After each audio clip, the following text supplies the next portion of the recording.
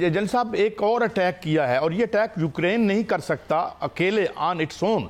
तो क्या ये जंग फैलती नजर आती है और बड़ा दूर जाके उन्होंने बेस को निशाना बनाया है? इसका फॉल आउट क्या हो सकता है जल साहब?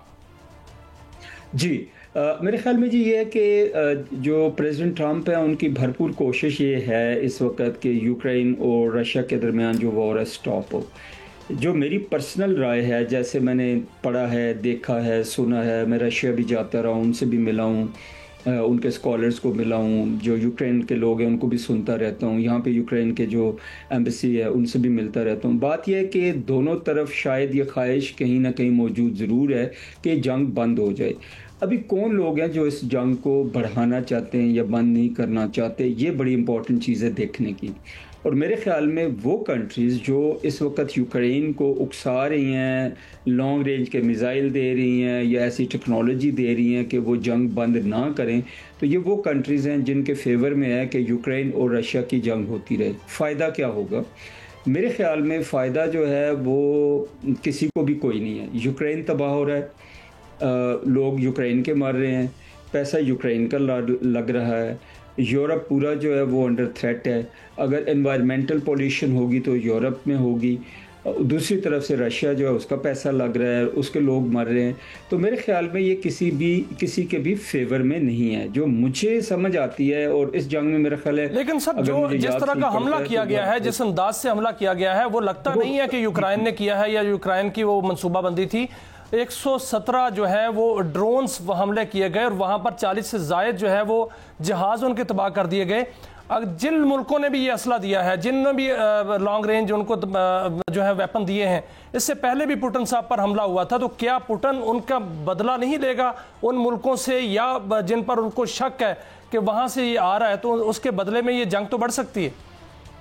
मेरे ख्याल में वो जो टेरिटोरियल लिमिट्स हैं यूक्रेन की, मेरे ख्याल में उसको क्रॉस वो नहीं करेंगे डायरेक्ट, क्योंकि इस वक्त ये एक बहुत बड़ी प्रॉक्सी वॉर हो रही है। अगर आप गौर करें तो दुनिया की बहुत बड़ी जो प्रॉक्सी वॉर्स हुई हैं उनमें से ये एक प्रॉक्सी वॉर है। प्रॉक्सी क्या है कि यूक्रेन सामने लड़ रहा है और यूक्रेन के पीछे पूरा नेटो है, दूसरी तरफ रशिया और रशिया के कुछ इत्तेहादी हैं जो कि इतना बड़ा ग्रुप नहीं है। तो ये एक प्रॉक्सी वॉर है। बट स्टिल मेरे ख्याल में पुतिन साहब जो है वो कभी भी यूक्रेन की टेरिटोरियल लिमिट से बाहर मेरे ख्याल में नहीं निकलेंगे। वो नहीं चाहेंगे कि ये जंग जो है पूरे यूरोप में फैल जाए। हाँ, अलबत्ता ये ज़रूर है कि यूक्रेन की जिन जगहों से फायर हुआ, यूक्रेन के जो वेपन सिस्टम्स हैं, यूक्रेन के पास जो कैपेबिलिटी नहीं आई है या कोई मिसाइल नहीं आए हैं या कोई टेक्नोलॉजी नहीं आई है, तो उसको वो ज़रूर मेरे ख्याल में मैसिवली अटैक करेंगे और उसका बदला लेंगे। अच्छा जल साहब, एक मैं चाहता हूँ सर वक्त में एक और भी चीज़ कवर कर लूँ, वो ये कि अमेरिका बहादुर ने गालबन ये कहा है, बल्कि यकीनन ये कहा है कि चाइना कोई मिलिट्री एक्शन ले सकता है साउथ एशिया में। इशारा उसका इंडिया की तरफ लगता है आपको, या ताइवान पुरानी एक एम्बिशन भी और क्लेम भी करता है चाइना की हमारा है, तो ये इधर कोई एस्केलेशन नजर आती है आपको जल साहब?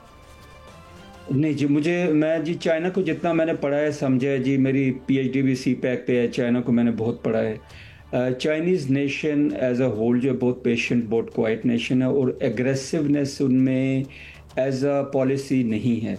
वो कभी भी एग्रेशन करेंगे नहीं, वो कभी किसी भी जंग को मेरे ख्याल में शुरू नहीं करेंगे। हाँ, वो सेल्फ डिफेंस ज़रूर करेंगे, अगर उनके ऊपर एग्रेशन होती है तो काउंटर ऑफेंसिव ज़रूर करेंगे। उसकी मैं एग्जांपल ये देता हूँ आपको कि हांगकांग के लिए उन्होंने कितना ज़्यादा वेट किया, इंतज़ार किया, और उसके बाद जो ताइवान है उसके लिए भी वो कहते हैं हम पूरा इंतज़ार करेंगे। अगर आप याद करें 1962 की जो इंडिया की वॉर हुई थी और चाइना की, या अभी जो गैलवान में हुआ 3-4 साल पहले, वो सारे के सारे में it was counter offensive from the Chinese side. Chinese लोगों ने जंग शुरू नहीं की। तो कमिंग बैक जी, आपका जो क्वेश्चन का जो नंबर 1 जवाब है, मेरे ख्याल में चाइना कभी खुद से कोई भी मिलिट्री इंकर्जन इख्तियार नहीं करेगा, ये शुरू नहीं करेगा।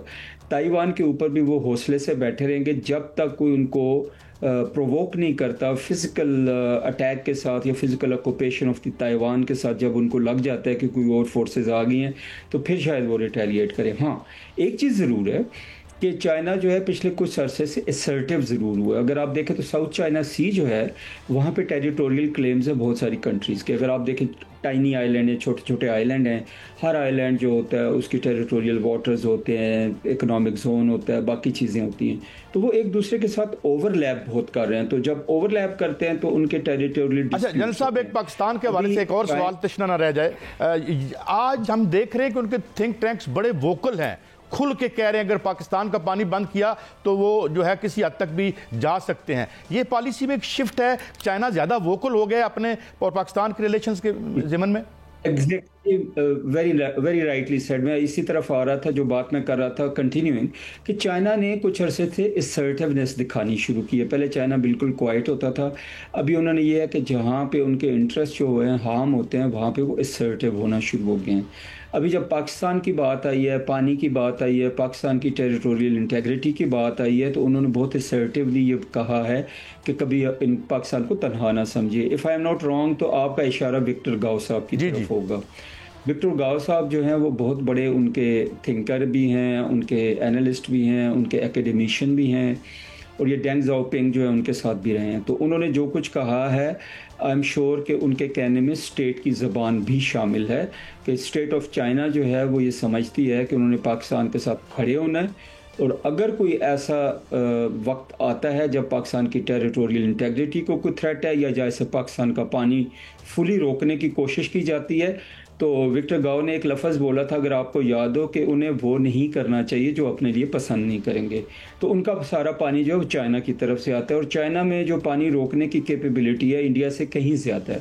तो आई डोंट थिंक कि वो इंडिया जो है वो ऐसी हरकत करेगा जिससे कल को उनके दरिया भी खुश्क हो जाएँ और उनकी ज़मीनें बंजर हो जाएँ। चाइना असर्टिव है, चाइना पाकिस्तान के साथ खड़ा है, और चाइना ओपनली ये कह रहा है कि वो पाकिस्तान के साथ हर हालत में खड़ा रहेगा, और ये हमारे लिए खुशी की बात है। जी मियां साहब।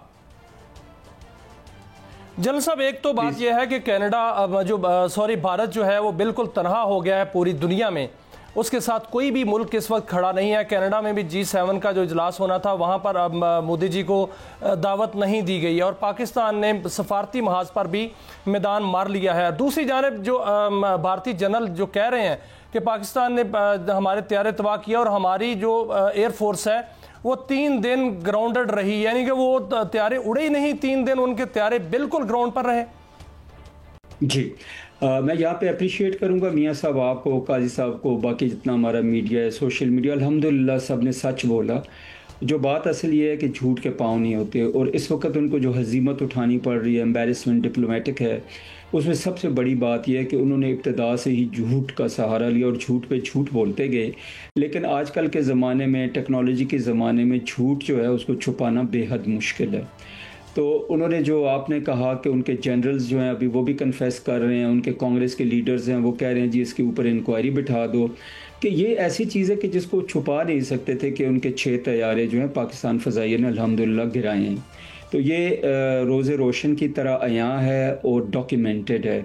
इसलिए उनको एम्बेरसमेंट हो रही है, कि उनके झूठ की वजह से भी एम्बेरसमेंट हो रही है। डिप्लोमेटिक आइसोलेशन जो है, जैसे आपने G7 का बोला, उसकी भी रीज़न यही है कि उन्होंने इतना झूठ बोला कि लोग खुद एम्बेरस हैं कि इतने झूठ बोलने वाले कंट्री के लोगों के साथ हम आगे कैसे डील करें। इंटरनेशनली आइसोलेट होना जो है उनके लिए तो एक बहुत बड़ी धचके की बात है। वो तो समझ रहे थे कि उन्होंने पाकिस्तान को आइसोलेट कर लिया, नंबर 1।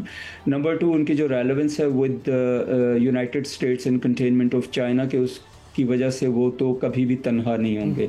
एंड देयर थॉट कि जी ये पहलगाम को फॉल्स फ्लैग करने के बाद जब वो पाकिस्तान पे जनरल साहब, it is always a great pleasure to have you on the show. कुछ चीज़ें तशना रह गई हैं, जनरल साहब से फिर पूछेंगे, वक्त कम है, मगर ये जो हमारे विंग्स हैं, साइबर विंग है हमारा, उसके बाद हमारा स्पेस विंग है एयरफोर्स का, ये सब बातें जनरल साहब हम आपसे रहनुमाई लेते रहेंगे।